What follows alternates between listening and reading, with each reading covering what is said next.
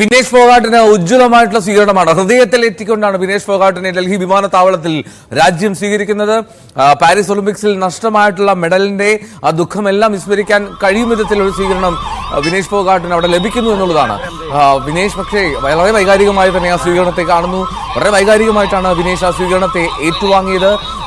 നെഞ്ചുപൊട്ടി ഹൃദയം തകർന്ന് അവർ കരയുന്ന, കണ്ണു കലങ്ങിയ വിനേഷ് ഫോഗാട്ടിനെയാണ് ഡൽഹിയിലെ നിരത്തിൽ ഇപ്പോൾ കാണാൻ കഴിയുന്നത്. പ്രതിഷേധത്തിന്റെ വലിയ വേലിക്കെട്ട് ഉയർത്തിയ വിനേഷ് ഫോഗാട്ടും സംഘവും ഇപ്പോൾ ജയിച്ചു വരുന്ന സംഘമായി നിൽക്കുന്നു. ലോക വേദിയിൽ, ഒളിമ്പിക്സിന്റെ മഹാവേദിയിൽ ഫൈനലിലെത്തി. പക്ഷേ കേവലം ദൗർഭാഗ്യം എന്നുള്ള സാങ്കേതികത്വത്തിൽ, അല്ലെങ്കിൽ 100 ഗ്രാമിലേറെ തൂക്കം കൂടി എന്നുള്ളതാണ് പ്രശ്നം. അത് വിനേഷ് ഫോഗാട്ടിന്റെ അയോഗ്യത വലിയ തോതിൽ ചർച്ചയാവുകയും ചെയ്യുന്നുണ്ട്. ലോകവേദികളിലെ നിയമത്തിൽ ഭേദഗതി വരുത്തണമെന്ന് മുൻ ചാമ്പ്യന്മാർ ഉൾപ്പെടെ പറയുന്നു. അതിൽ ചില എക്സംഷൻസ്, ചില ഒഴിവാക്കലുകൾ നടത്തേണ്ടിയിരിക്കുന്നു, കൂട്ടിച്ചേർക്കലുകൾ വേണ്ടതാണ് എന്നുള്ള പ്രതികരണമൊക്കെ അപ്പോൾ തന്നെ വന്നിരുന്നു. കാരണം 100 ഗ്രാമിന് ഒരു ഫൈനൽ മത്സരത്തിലേക്കുള്ള യോഗ്യത ലഭിക്കാതെ പോവുക എന്ന് പറഞ്ഞാൽ അത് എത്രമാത്രം വേദനിപ്പിക്കുന്നതാണ്, എത്രമാത്രം നിരാശാജനകമാണെന്ന് ആലോചിക്കുക. ഒരുപക്ഷെ അതിൻ്റെ ആഘാതം അത് വിനേഷിന് മാത്രമേ മറികടക്കാൻ കഴിയൂ. കാരണം അവർ ഒരു പോരാളിയാണ്.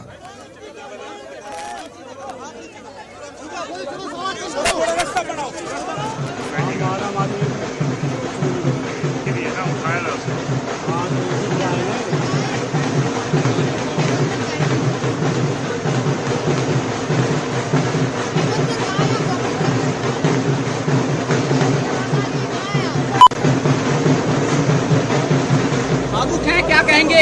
तमाम लोग लेने पहुंचे हैं आपको। दिनेश कुछ कहना चाहोगे? വിനേഷ് ഫോഗാട്ടിന് അതിഗംഭീരമായിട്ടുള്ള സ്വീകരണമാണ് ലഭിക്കുന്നത്. ഡൽഹിയിൽ ഉജ്ജ്വലമായി, ഊഷ്മളമായി, ഹൃദ്യമായിട്ടുള്ള വരവേൽപ്പ് നൽകുന്നു വിനേഷ് ഫോഗാട്ടിന്. ആ വാഹനത്തിലേറി, ആ വാഹനത്തിന് മുകളിലിരുന്ന് പ്രൗഢിയോടുകൂടിയാണ് വിനേഷിന്റെ വരവ്. പക്ഷേ ഹൃദയം കലങ്ങി നുറുങ്ങിയ മട്ടിലാണ് ദിനേശിന്റെ ഇരിപ്പ് എന്നുള്ളത് പ്രകടം. അതിവൈകാരികമായി അവർ വിങ്ങിപ്പൊട്ടുകയും കണ്ണുകൾ ധാരധാരയെ ഒഴുകുന്നു നമ്മൾ ആദ്യം കണ്ടു വിമാനത്താവളത്തിന് മുന്നിൽ നിന്ന്. ഇപ്പോൾ ആശ്വസിപ്പിച്ച് സഹതാരങ്ങൾ ഉൾപ്പെടെ ചേർന്ന്, സുഹൃത്തുക്കൾ എല്ലാവരും ചേർന്ന് ദിനേശിനെ മുന്നിലേക്ക് നയിക്കുകയാണ്. ഇനി വേണ്ടത് ആ വിരമിക്കൽ പ്രഖ്യാപനത്തിൽ നിന്ന് ദിനേശ് ഒഴിവാവുക എന്നുള്ളതാണ്. ദിനേശ് അതിൻ്റെ സൂചന ചെറുതായി നൽകുന്നുണ്ട്. പ്രതീക്ഷ വെക്കാമെന്നാലും മനു ഭരത് കൂടി ചേരുന്നുണ്ട് നമ്മോടൊപ്പം. മനു, ഒരു ഒളിമ്പിക് സ്വർണ്ണ മെഡൽ ജേതാവിന് ഇത്രമാത്രം ഒരു ഹൃദ്യമായിട്ടുള്ള സ്വീകരണം ലഭിക്കുമോ എന്നറിയില്ല. ഇന്ത്യ പൂർണ്ണമായും ഏറ്റെടുക്കുകയാണ് വിനേഷ് ഫോഗാട്ടിനെ. രാജ്യം കണ്ടതിൽ വെച്ച് ഏറ്റവും മികച്ച, ഏറ്റവും ഹൃദ്യമായിട്ടുള്ള സ്വീകരണമായി തോന്നുന്നുവല്ലോ അത്.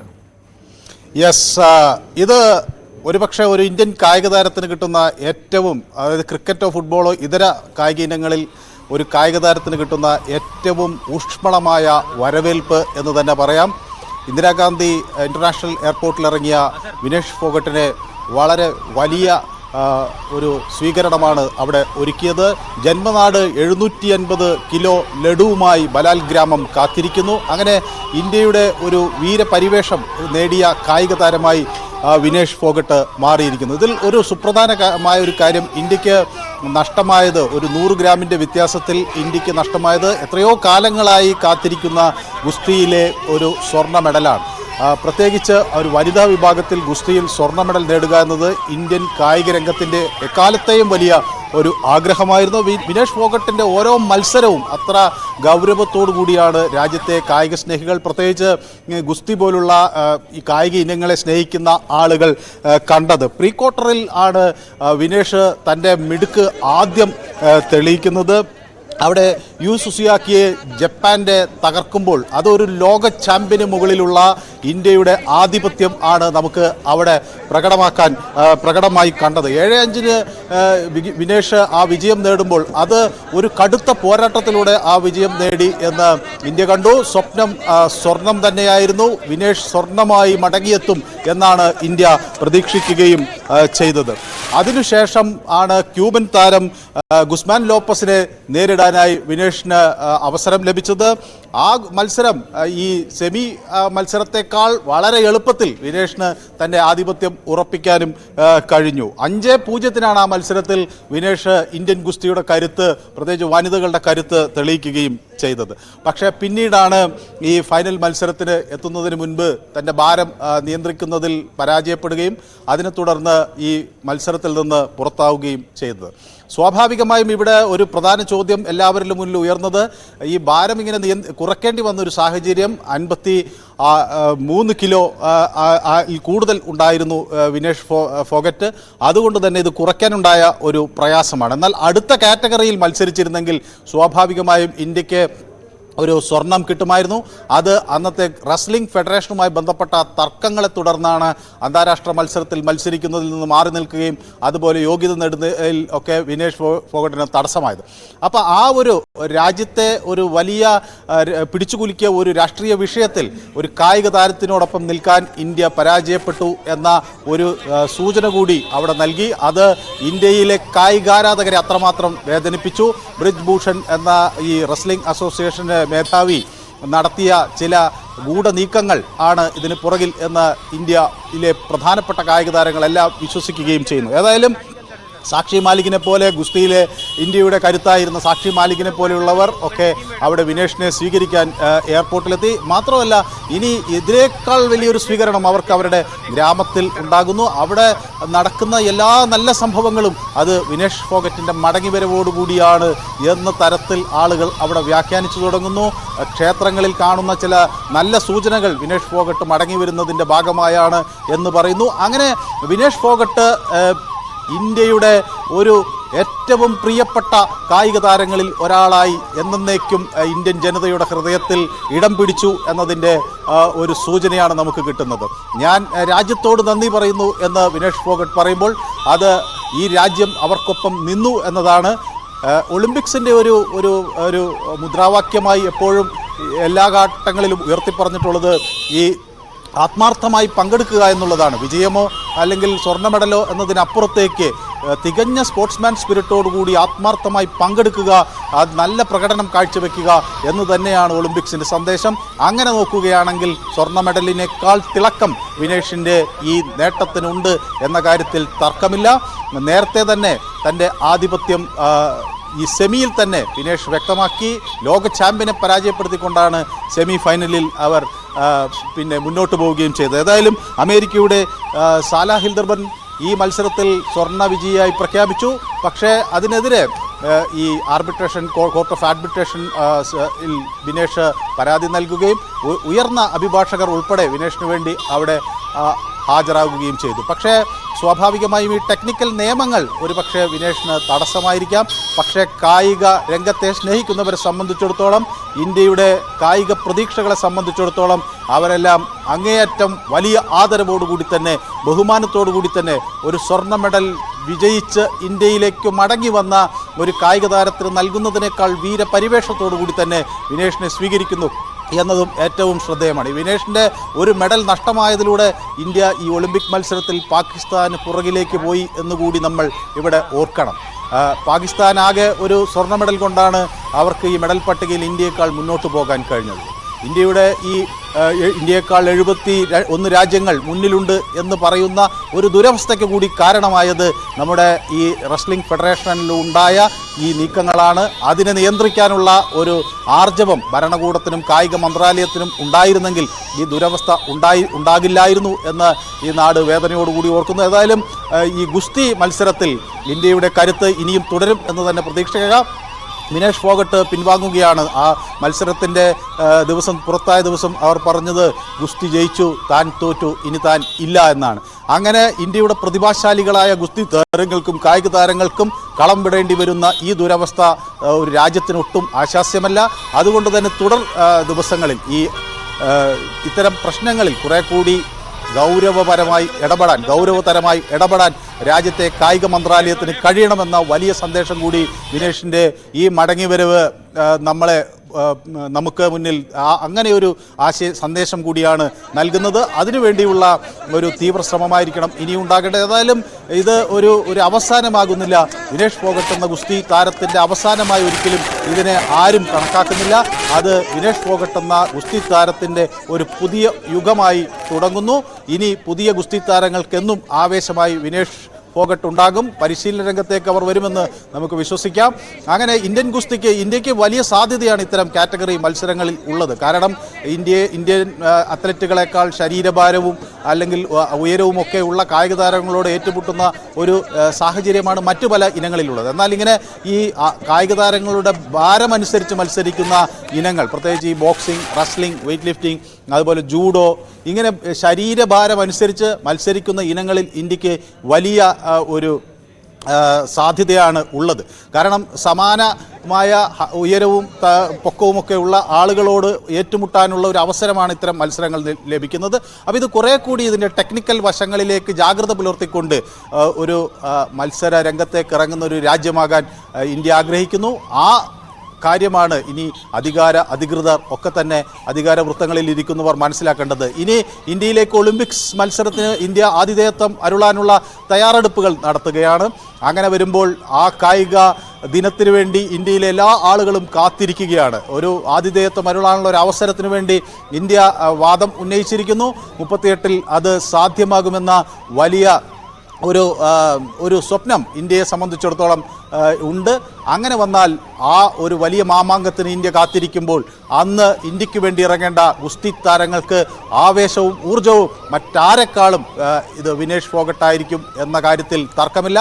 മാത്രവുമല്ല, ഇന്ത്യയിലെ ഈ അസോസിയേഷനുകളുടെ നടത്തിപ്പുകളെ സംബന്ധിച്ചുള്ള ചില ആരോപണങ്ങൾക്ക് കുറെ കൂടി ഗൗരവതരമായ ഒരു ഉത്തരം കണ്ടെത്താൻ, അത് കുറെ കൂടെ വിശകലനം ചെയ്ത് പഠിക്കാൻ, ആ പ്രശ്നങ്ങൾക്ക് ഒരു ശാശ്വത പരിഹാരം കാണാൻ ഒക്കെ നിർബന്ധിതമാകുന്നു രാജ്യം എന്നുകൂടി മനസ്സിലാക്കുകയാണ്. വിനേഷ് ഫോഗട്ടിനെ അങ്ങനെ സാധാരണമായി കണ്ട ഒരു നാട്ടിൽ, അവർ നടത്തിയ സമരങ്ങളെ ഒട്ടും ഗൗനിക്കാതെ നിന്ന ഒരു നാട്ടിൽ, അവരുടെ ഏഷ്യൻ മെഡലുകൾ അവർ നദിയിൽ കൊണ്ടൊഴുക്കാനായി പോയ ഘട്ടത്തിൽ വളരെ നിസ്സംഗമായി നോക്കി നിന്ന നമ്മുടെ ഭരണവർഗത്തോടൊക്കെയുള്ള കനത്ത മറുപടി കൂടിയാണ് ഗുസ്തി താരം വിനേഷ് ഫോഗട്ട് നൽകുന്നത്. അന്ന് ടിക്കായത്തിനെ പോലുള്ള കർഷക നേതാക്കൾ ഇടപെട്ടില്ലായിരുന്നെങ്കിൽ തൻ്റെ ഏഷ്യൻ മെഡൽ പോലും ഈ നദിയിലേക്ക് വലിച്ചെറിഞ്ഞ് വിനേഷ് ഫോഗട്ട് കായിക രംഗത്ത് നിന്ന് എന്നേക്കുമായി മടങ്ങുമായിരുന്നു. പക്ഷേ അങ്ങനെ സംഭവിക്കാത്തതിൻ്റെ ഒരു കാര്യം, ഇന്ന് ഒളിമ്പിക് വേദിയിൽ താൻ മറ്റാരെക്കാളും കരുത്തയാണ്, ലോകത്തിനു മുന്നിൽ കഴിവ് തെളിയിക്കാൻ കഴിയുന്ന ഒരു കായിക പ്രതിഭയാണ് താൻ എന്ന് വിളിച്ചു പറയാൻ വിനേഷ് ഫോഗട്ടിന് കഴിഞ്ഞു. നാരീശക്തി എന്ന രീതിയിൽ എന്ന മുദ്രാവാക്യം വലിയ ഉച്ചത്തിൽ ഇന്ത്യ ഉദ്ഘോഷിക്കുമ്പോൾ വിനേഷ് ഫോഗട്ടിനെ പോലുള്ളവർ അതിൻ്റെ യഥാർത്ഥ ഉദാഹരണങ്ങളാണ് എന്നുകൂടി രാജ്യം മനസ്സിലാക്കുകയാണ്. ഏതായാലും ഇന്ദിരാഗാന്ധി ഇൻ്റർനാഷണൽ എയർപോർട്ടിൽ എത്തിയ വിനേഷ് ഫോഗട്ടിന് ഒരുക്കിയ ആ സ്വീകരണം ഇന്ത്യൻ കായിക രംഗം എത്രമാത്രം വിനേഷിനെ സ്നേഹിക്കുന്നു എന്ന് മനസ്സിലാക്കുന്നു. ഏതായാലും ഈ 50 കിലോ റെസ്ലിംഗ് ചാമ്പ്യൻഷിപ്പിൽ അമേരിക്കയാണ് മുന്നിൽ എത്തിയിട്ടുള്ളത്. സാറ ഹിൽഡർബാൻഡ് അവിടെ സ്വർണം നേടിയിരിക്കുന്നു. ഒപ്പം വെള്ളി പങ്കിടാനുള്ളൊരു അവസരമാണ് വിനേഷ് ഫോഗട്ട് ആവശ്യപ്പെട്ടത്. പക്ഷേ ആ വെള്ളിയും ലഭ്യമായില്ല. ഗുസ്മാൻ ലോപ്പസിന് വെള്ളി കിട്ടി. അവർ ക്യൂബൻ താരം എന്ന നിലയിൽ അവിടെ മത്സരരംഗത്ത് അവരുണ്ടായിരുന്നു. അതേസമയം സെമിയിൽ താൻ പരാജയപ്പെടുത്തിയ, അല്ലെങ്കിൽ പ്രീ ക്വാർട്ടറിൽ പരാജയപ്പെടുത്തിയ യു സുസാക്കി ബ്രോൺസ് മെഡലിന് അർഹയായി. ഒപ്പം തന്നെ മറ്റ് ഒരു ചൈനീസ് താരം കൂടി, 2 താരങ്ങൾ എന്ന നിലയിൽ 2 ബ്രോൺസ് മെഡലുകൾ എന്ന നിലയിൽ ഫെങ്കി സിക്കി അവിടെ ചൈനയിൽ നിന്ന് അവരും ബ്രോൺസ് മെഡൽ കരസ്ഥമാക്കി. അങ്ങനെ ഇന്ത്യൻ ഗുസ്തിയുടെ ഏറ്റവും സുവർണ നിമിഷമാണ് ഈ പാരീസ് ഒളിമ്പിക്സിൽ നമുക്ക് കാണാൻ കഴിഞ്ഞത്. ഇനി വരാനിരിക്കുന്ന ഒളിമ്പിക്സ് മത്സരങ്ങളിൽ ഇന്ത്യൻ താരങ്ങൾക്കുള്ള വൻ പ്രചോദനമാണ് അവിടെ ഉണ്ടായത്. അതുപോലെ തന്നെ ഗുസ്തിയെ സംബന്ധിച്ചിടത്തോളം ചരിത്രം എക്കാലവും ഓർക്കുന്ന ഒരു സുവർണ നിമിഷത്തിന് കൂടിയാണ് ഇന്ത്യ സാക്ഷിയായത്. അപ്പോൾ ആ ഒരു കാര്യം ഓർത്തുകൊണ്ട് തന്നെ രാജ്യം അവരെ ഒരു വീരപരിവേഷത്തോടു കൂടി തന്നെ അവരെ സ്വീകരിക്കുന്നു എന്നതാണ് ഇതിലെ ഏറ്റവും ശ്രദ്ധേയമായ കാര്യം. അതാണ് ഏറ്റവും പ്രധാനപ്പെട്ട കാര്യം. വിനേഷ് ഫോഗാട്ട് ഊഷ്മളമായിട്ടുള്ള സ്വീകരണം ഏറ്റുവാങ്ങുന്നു. ഇന്നോളം ഇന്ത്യ കണ്ടിട്ടില്ലാത്ത വിധത്തിലുള്ള സ്വീകരണമാണ് രാജ്യം വിനേഷ് ഫോഗാട്ട് എന്ന കായിക പ്രതിഭയ്ക്ക് നൽകുന്നത്. അപ്പോഴും ഉൾക്കൊള്ളാൻ കഴിയാത്ത വിധം അതിനെ ഏത് തരത്തിലാണ് വിനേഷ് അതിനെ കൈകാര്യം ചെയ്യുന്നതെന്നുള്ളതാണ് ഏറ്റവും ശ്രദ്ധേയമായിട്ടുള്ള കാര്യം. അവർ കരയുകയാണ്, വിങ്ങിപ്പൊട്ടുകയാണ്. കരച്ചിലടക്കാൻ കഴിയാത്ത വിധത്തിൽ അവർ വിങ്ങിപ്പൊട്ടുന്നത് നമ്മൾ കാണുന്നു. ആ വാഹനത്തിന് മുകളിലൊക്കെ പ്രതികരണങ്ങൾ തേടുമ്പോഴൊക്കെ ശബ്ദമിടറി കരയുന്നത് മാത്രമാണ് നമുക്ക് കാണാൻ കഴിയുന്നത്. വിനേഷ് ഫോഗാട്ടിൻ്റെ ആ സ്വീകരണം അത് ഏറ്റവും ഹൃദ്യമായി മാറുന്നു, ഏറ്റവും ഊഷ്മളമെന്നാർന്നു ഡൽഹി. പൂർണ്ണമായും വിനേഷിനൊപ്പം നിന്ന് രാജ്യം ഈ മകൾക്കൊപ്പമാണ് എന്ന് വിളിച്ചോതുന്നു അവിടെ കൂടിയിരിക്കുന്ന ഗുസ്തി ആരാധകർ.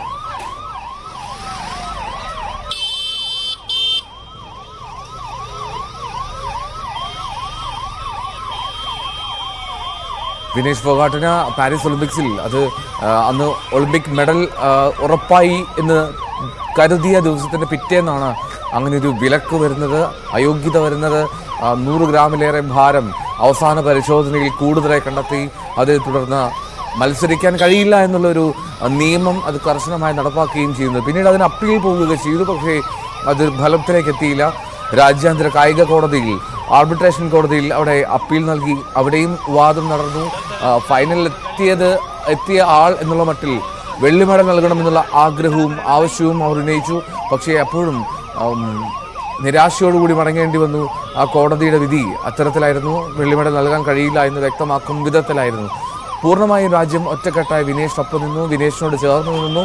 ആ ചേർത്ത് നിർത്തിയ സ്നേഹത്തിന് ഇപ്പോൾ കണ്ണീരിൽ കുതിർന്ന് വിനേഷ് മറുപടി നൽകുകയാണ്. കണ്ണീരോട് ചേർത്ത് വിനേഷ് ഇപ്പോൾ സ്നേഹം പകരുകയാണ്. അത്രമാത്രം ഹൃദ്യമായിട്ടുള്ള വരവേൽപ്പ് വിനേഷ് ലഭിക്കുകയും ചെയ്യുന്നു. ഡൽഹി വിമാനത്താവളത്തിൽ ഇന്നാണ്, തൊട്ടു മുമ്പാണ് പാരീസിൽ നിന്നും വിനേഷ് ഫോഗാട്ട് രാജ്യത്തേക്ക് മടങ്ങിയെത്തിയത്. പാരീസ് വിമാനത്താവളത്തിൽ നിന്നും എത്തിയ വിനേഷ് ഫോഗാട്ടിനെ സ്വീകരിച്ച് ആനയിക്കുന്നു ആരാധകർ. സാധാരണക്കാരാണ് അതിൽ മുഴുവനും. സാധാരണക്കാരാണ് വിനേഷിനെ ഇത്രമാത്രം നെഞ്ചേറ്റി കൊണ്ടുവരുന്നത്. ആ സ്നേഹമാണ് ഇപ്പോൾ കണ്ടുകൊണ്ടിരിക്കുന്നത് രാജ്യത്തിൻ്റെ തലസ്ഥാനം.